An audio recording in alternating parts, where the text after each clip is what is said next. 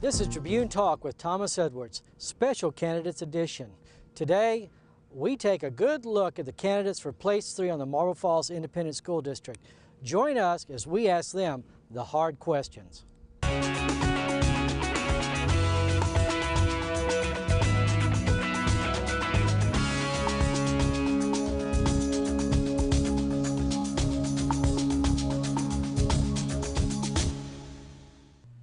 Welcome back to Tribune Talk with Thomas Edwards, Special Candidates Edition.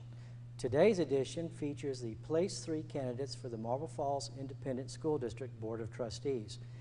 I am pleased to welcome our guests today, including Scott Ross, Craig Cosgray, Bob McCall, and Craig Mabry. Thank you, gentlemen, for being here today. Thank you. Thank you. Our format is to give the candidates 3 questions at 1 minute apiece, and then after that to toss out what we like to call the wild card question. Gentlemen, here's our first question, and we're taking these questions, giving them to the candidates in the order the candidates appear on the ballot. So Mr. Ross will get the first question, and that question is, what are your plans to deal with the current and future budget struggles? To work with the other board members to be able to rein in more of the expenditures we have here in the district because of the fact that by law, in a lot of instances, our hands are tied for what we can and can't do as far as the money we have coming into the district. And then also work with the board members to try to get them to get the word out to the voting public to start to bring pressure on our elected officials to get them to stand up to the governor, lieutenant governor, and try to fix this problem where it starts. Thank you, Mr. Ross. Mr. Cosgray, same question to you, sir. Well, quite obviously, we have a lot of debt at Marble Falls Independent School District. And beside the obvious, which is basically taking a look at the line items in the budget, I think we have to look at the overall picture, perhaps get some industry in here to help our tax base. I've got 2 friends of mine that are CEOs of companies, and one of them's actually thinking about going to South Carolina. I'm wearing him out to try and come here. Another gentleman runs the railroad division of Starbucks Company. He's coming in this weekend, and I'm going to see if we can possibly get some industry that he's working with into Marble Falls. Well, thank you very much for your answer. Again, the same question, this time to Mr. McCall.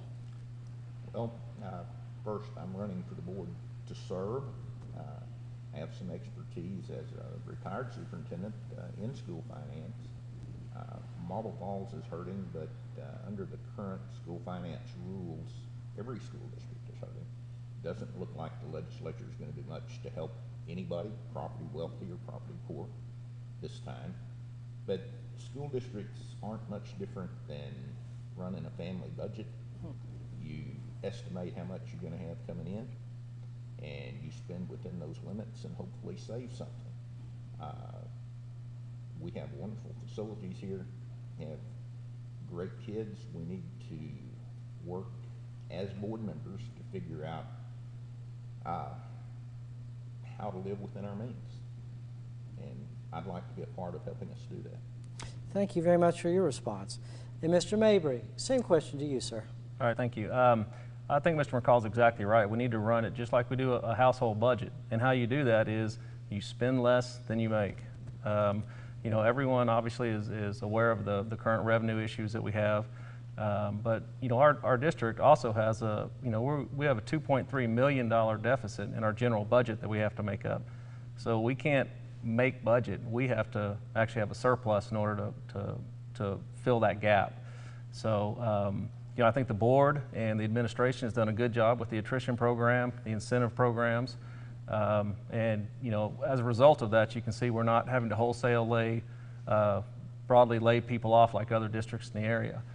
So, you know, my plan would be, you know, continue the attrition program, continue some of the cost-cutting programs that we're doing, and some of them that are proposed, like the utility optimization program, And then maybe look at some out-of-the-box revenue enhancement ideas like putting advertisements on school buses. Well, thank you very much, Mr. Mabry, for your response. Now we're going to move on to question number 2.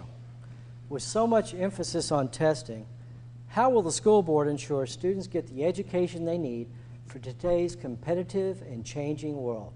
And again, first question goes to Mr. Ross. This year, the schools are changing from the tax test to the new STAR test.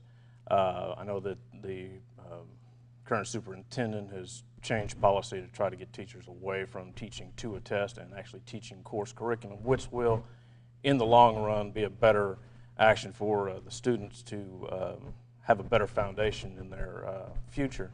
And I would try to work with the administration on the different campuses to ensure that teachers are teaching the curriculum and preparing our students for life, not just for taking a test. Thank you, Mr. Ross. Mr. Cosgray, same question to you, sir. Well, I know that the new STAR program's coming down the road. It's a much better curriculum from what I understand.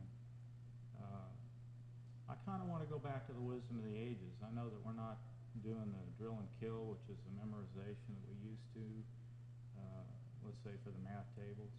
I'd like to get back to that. I think we need to get back to grammar, teaching the English structure of our sentences, etc. So I think those are the kind of things that we can do to help support the school teachers and improve the curriculum and the grades of our students. Thank you very much for that response. Mr. McCall, same question to you, sir. You know, we tend to want to bash public education. Most of us are products of public schools. Marble Falls graduates productive, brilliant students every year under the current system. The burden on teachers and public education is to educate all kids to a certain level. And that's extremely difficult to do regardless of curriculum.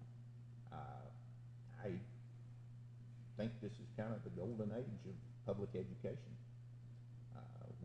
Teachers are working harder, they're teaching more to a more wider variety of students than ever before. Certainly it can be improved. But the STAR test may be better, it may be a better approach. Tax test, I would have a hard time mastering all aspects of the tax test. So it's no pushover. Well, thank you for that response. And Mr. Mabry, your response to that question, please. Yeah, I do agree that the STAR testing is going to be better than tax testing, and you know, mandated testing as it is, you know, it does help the administration, you know, identify where we have some gaps in the educational process and come up with programs to fix those gaps. Certainly, there are some gaps in math and sciences, and I don't think anyone would disagree with that. Now, that being said, one of my concerns is, you know, we have some really great curriculum pathways for the kids that are going to college. We have a medical pathway, we have an engineering pathway. Where I don't see we have good pathways are for some of the kids that either don't want to go to college, don't have the interest, or don't have the ability to go to college. And I think some of those kids are getting lost in the process. And so I'd like to see us have some more pathway curriculum for kids to get involved in VOTEC issues and things like that. Well, thank you very much. Our third question to the candidates is simply this. The Marble Falls School District is looking for a permanent superintendent. Gentlemen, what will you look for in that person? Mr. Ross, again, the question goes to you first. Somebody with good, strong leadership. Too many times in the past we've had superintendents and campus principals that were weak in establishing a set of rules that everybody was going to abide by, and then when somebody would come along and have a problem with it, things would get turned on their ear, everybody would have to change again, and I think we just need to have a good, strong leader in that position that can work with the board, but let everybody know that things are going to be tight, things are going to be tough, but this is the way it's going to be, and everybody's going to have to live within the rules that they establish. Thank you very much, Mr. Ross. Mr. Cosgray, same question for you, sir. Well, I I also agree we need a strong leader, male or female. Basically, I'm looking for someone that thinks out of the box a little bit, and someone who can maybe earn their pay.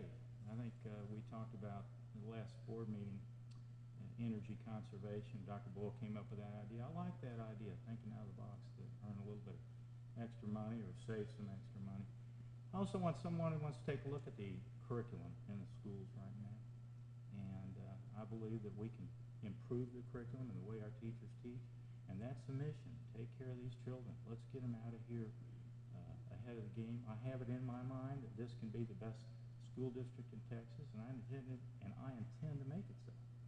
Good. Well, thank you very much for that response. And Mr. McCall, same question to you, sir. What was the question? The most important thing that any school board does is choose a superintendent. And the superintendent I'm looking for, a question that I will ask the candidate is, can you make Marble Falls ISD achieve at a high level and maybe be the best school district in the state without spending money, or more money than they have. I would also want that individual to understand that property wealthy school districts do not have any more access to revenue in this state than property poor school districts. And sometimes that's badly misunderstood by both the public, school boards, and superintendents. And Mr. Mabry, if elected, what would you be looking for in a school superintendent? First and foremost, leadership. Demonstrated, quantifiable leadership abilities. Certainly because of the financial issues that we have this year, and I don't think anyone's under the misconception that those issues are going to go away anytime soon. So, you know, I would be looking for someone that that is an experienced Chapter 41 superintendent in terms of knowing what it means to be a property-rich district. I would look for an individual that can work with the board to come up with a joint vision for the district to further define that, be able to communicate that to the administration, the staff, and the community, and then also be able to deliver on that, because you know the superintendent needs to be, in my mind, a results-driven, performance-driven individual. Thank you very much for your response. And now we come to our fourth and final question, which we like to call the wild card. Our candidates have not been prepped for this question. We're looking for an off-the-cuff, extemporaneous response. The question has arisen from discussions with viewers, readers, and our own staff. And the question is, gentlemen, with so many concerns over the inadequacy of school finance, how do you think the state and local districts could better pay for public education? Mr. Ross, the question goes to you first, sir. Good question.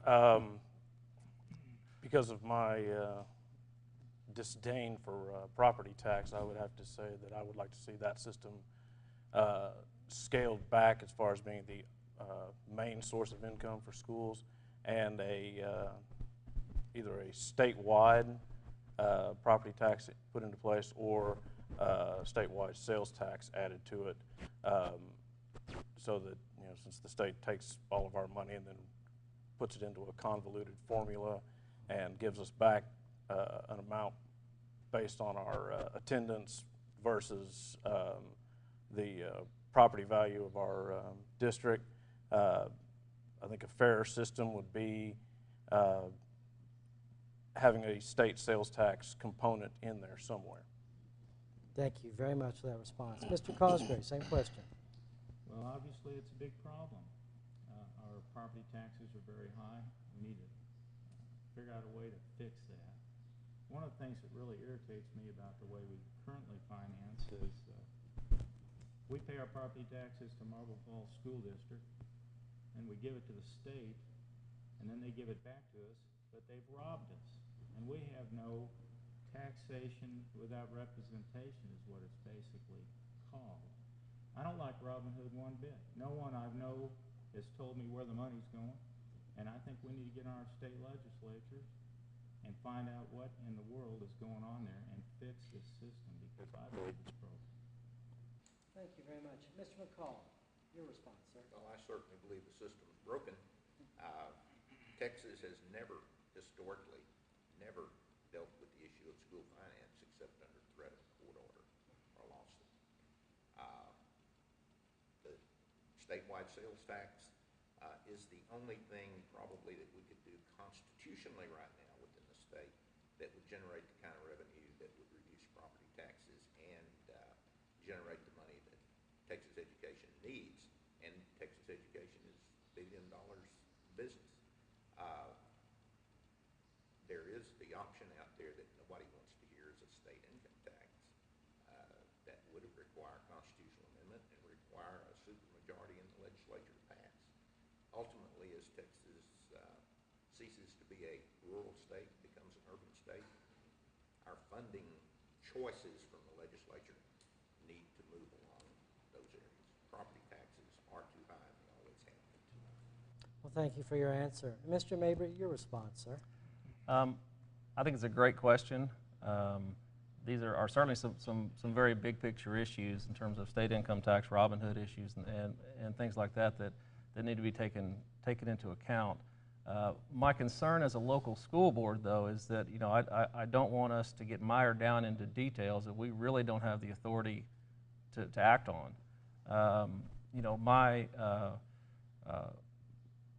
My thought is that those are legislative issues and they should be handled there. And again, I'm in agreement with what a lot of it has been said. But my concern is I'd like to focus on our local issues, what we have control over, and keep our focus there. Because I'm afraid if we pull our focus away to these bigger picture issues, that I'm afraid we're going to lose focus on where we need to be, which is we have plenty to deal with locally right here.